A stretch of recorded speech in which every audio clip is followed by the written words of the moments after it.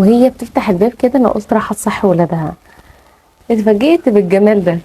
بصوا قد ايه كلاب جميله وكيوت قوي، شكلهم حلو قوي. انا من الناس اللي بتعشق الكلاب، بعشقها جدا. بحس ان هو فعلا وفي وصديقه. دول بقى ما بحبهاش، انا ما بحبش القطط، ما بحبهاش خالص، بحس ان هي غداره جدا. بص الجمال، بصي مدلعاهم احلى دلع.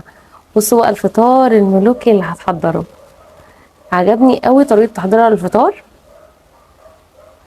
بس الفطار ده مش للبني ادمين، هي عامله فطار للحيوانات اللي عندها، طريقه جميله جدا. تحسوا كده ان هي بتاكل بني ادم.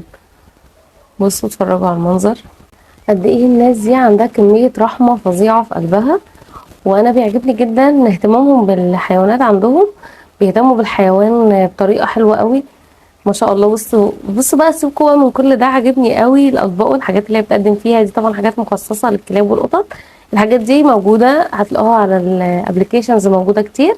اللي بيحب يربي الحيوانات عنده كلاب او قطط هيلاقي الحاجات دي موجوده عادي، هتلاقوها، والاطباق اللي هم بياكلوا فيها دي والحاجات دي. اكتبوا لي في الكومنتات انتوا بتحبوا الكلاب ولا القطط، انتوا انهي يعني من عشاق انهي فيهم. طب بصوا الدلع، لا ده بصوا الدلع، لا مدلعاهم قوي يعني. بصوا حاطه لهم فيتامينات جواها. بصوا الاطباق بعد ما خلصت بقى شكلها عامل ازاي، تحسوا ان هي فعلا بتقدم لشخص كبير قاعد بياكل.